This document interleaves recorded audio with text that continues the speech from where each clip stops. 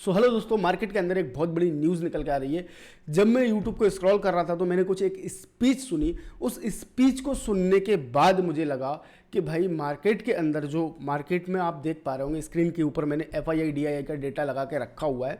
और कंटिन्यू अगर मैं इसकी हिस्ट्री की बात करूं तो पिछले जो 4-5 महीने के अंदर, ठीक है ना, अभी अगर अपन बात करते हैं तो 5 महीने के अंदर निफ्टी ने पूरे 29 साल का रिकॉर्ड तोड़ दिया है कि भाई कभी भी निफ्टी इस तरीके से नहीं गिरी है कि 5 महीने कंटिन्यूअसली नेगेटिव निफ्टी जाती हुई आपको दिखे। मतलब 29 साल पहले 1996 के अराउंड कहीं ना कहीं ऐसा सिनेरियो बना था, उसके बाद अब सिनेरियो बन रहा है। उसका एक सबसे बड़ा कारण जो निकल के आ रहा है, सबसे बड़ा कारण है वो FII की बिकवाली है। अगर इस डेट तक की मैं बात करूं और सोर्सेज की अगर मैं बात करूं तो इस टाइम पे निफ्टी के अंदर या फिर ओवरऑल अपना जो मार्केट है, अपना इंडियन मार्केट है, उसके अंदर FIIs ने लगभग 1 ट्रिलियन, ठीक है ना, कितना 1 ट्रिलियन की बिकवाली मार्केट में कर दी अभी तक। डेली बेसिस पे अगर आप डेटा उठा के देखेंगे ना तो डेली बेसिस पे FIIs जो है ना वो क्या कर रहे हैं, मार्केट में ओनली ऑन सेल कर रहे हैं। ठीक है, हर जगह पे आप देखोगे जो जितना भी डेटा आपको यहाँ पे दिखेगा,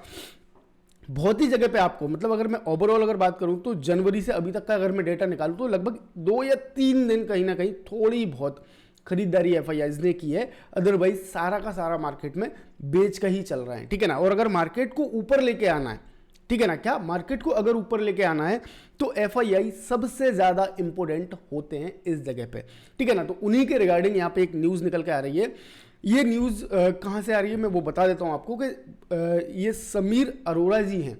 ठीक है ना, समीर अरोड़ा जी कौन है वो मैं आपको बता देता हूँ। तो समीर अरोड़ा जी के मेरे बारे में मैंने यहाँ पे सर्च करा तो यहाँ पे लिख के आ रहा है कि जो एलाइस कैपिटल है उसके फाउंडर हैं और बहुत बड़े एक फंड मैनेजर हैं। ठीक है ना, तो यहाँ पे सारा डिटेल समीर अरोड़ा जी के बारे में यहाँ पे दी हुई है, तो आप ये क्या कर सकते हो, पढ़ सकते हो कि कौन समीर अरोड़ा जी हैं। ठीक है ना, तो उनका क्या कहना है आपको मैं एक नेक्स्ट वीडियो दिखाने वाला हूँ। पहले आप वो वीडियो देखो, फिर उसके बाद अपन बाकी की बातें यहाँ पे करने वाले हैं। तो ठीक है, मैं वीडियो प्ले करता हूँ, आप इनका बयान सुनिए और इनकी डिस्कशन सुनिए। But the biggest mistake they have made and the biggest turning around of sentiment, not just sentiment, reality, is that they have to accept that the capital gains tax in India, particularly for foreign investors, is 100% wrong.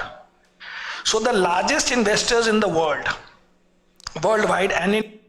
अभी एक बात तो सुनी लिए कि India के अंदर जो टैक्सेशन है, ठीक है ना, क्या है टैक्सेशन है, इनके हिसाब से क्या है कि 100, इन्होंने बताया कि 100%, ठीक है ना, क्या है रॉन्ग है। मतलब सीधी सी बात है कि अगर हम लोगों की भी अगर अपन बात करते हैं तो आप सभी लोगों को पता है कि हम लोग कहीं ना कहीं टैक्स से बहुत ज़्यादा प्रताड़ित हैं।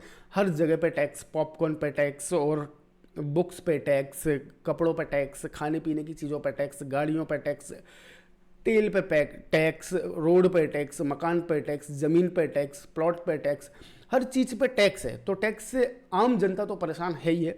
किस तरीके से FII और DII को, सॉरी FII को, DII तो अपने डोमेस्टिक इन्वेस्टर होते हैं तो उनका तो ऐसा है कि भाई उनको तो आदत है और इंडिया के अंदर हैं तो उनको तो टैक्स देना ही देना पड़ेगा। बट फॉरेन इन्वेस्टर के बारे में क्या बोला है वो अपन थोड़ा सा डिटेल में सुनते हैं। लगभग 1-1.5 मिनट का वीडियो है, आपको यहाँ पे सारा कुछ क्लियर हो जाएगा कि भाई किस तरीके से इंडिया से फॉरेन इन्वेस्टर को भगाया जा रहा है। सबसे पहले तो ये बताएंगे आपको कि फॉरेन इन्वेस्टर कौन कौन है, किस किस तरीके के हैं और क्या क्या मतलब इनके साथ दिक्कतें हो रही हैं जिस वजह से फॉरेन इन्वेस्टर इंडिया से भाग रहे हैं और दूसरे देशों के अंदर इन्वेस्ट कर रहे हैं। ठीक है ना, तो अब वीडियो कंटिन्यू करते हैं अपन। in India from foreigners are sovereign funds, that means government of Singapore, ADIA, Canadian, whatever. Second is pension funds, say Canadian pension fund, ये वो अपना Norges, ये वो. Third is universities, Harvard, Princeton, all put big money into India. Fourth, all these guys who live in Singapore, Hong Kong, Dubai, Monaco, all high net worth guys, and they don't pay taxes anywhere. And no country, if any of these guys, some of them are based in US also, but when they invest in US market, there is no tax. I live in Singapore, I invest in US, my...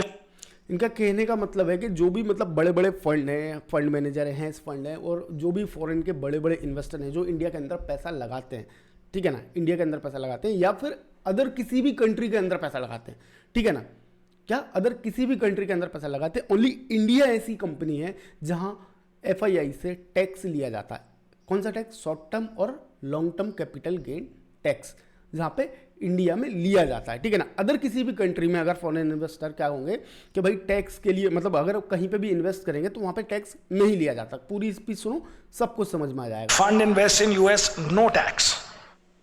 When you invest in India, these foreigners, India takes 20% or 15% tax, LTCG, and it cannot be recovered. It just it can not be recovered का मतलब ये है कि भाई देखो, दूसरे देश का बंदा, मान लो अमेरिका का है, सिंगापुर का है, लंदन का है, कहीं का भी बंदा है, वो इंडिया के अंदर इन्वेस्ट कर रहा है और उससे टैक्स लिया जा रहा है, उससे टैक्स लिया जा रहा है, तो भाई उसका रिकवर्ड कैसे होगा? जैसे अपन इंडियंस हैं, ठीक है ना, तो अपने को तो सुविधाएं मिल रही हैं सारी चीज़ों की, रोड मिल रहा है भाई, बिजली मिल रही है, पानी मिल रहा है, तो चलो अपन कहीं ना कहीं इसमें एडजस्ट कर लेंगे कि अपने देश का डेवलपमेंट हो रहा है, अपने देश के अंदर पैसा इन्वेस्ट हो रहा है, तो अपन ये सारी चीज़ें तो भाई एडजस्ट कर लेंगे कि चलो ठीक है अपने को मिल रहा है। बट उनका क्या? उनको तो इन सारी चीज़ों का कोई रिक्वायरमेंट भी नहीं है, क्योंकि भाई वो तो फॉरेन में रहते हैं, तो उनके लिए तो ये बिल्कुल ही क्या है कि भाई यूजलेस इन्वेस्टमेंट है, आई थिंक सो। तो आगे का और सुनो, फिर अपन आगे की बात करते हैं। easy to say, oh, you are paying it here, but you can recover it in your home country because you can set it off. There's no tax there. What to do? These guys have no tax in their home country. And they are, whether you like it or not, 60-70% of the money in the world. India maybe 100% out of these 800, some 300-400 will be all these guys only. So when in India you pay tax and in US you don't, UK, by the way, there are some 200 countries in the world, 199 of them there is no tax for a बस मेरे को यहाँ तक ही बात करनी थी, इसके आगे मैं आप कोई बात नहीं करूंगा, ठीक है ना। तो अभी आपने क्या सुना कि इंडिया के अंदर 200 कंपनीज हैं। कितनी है?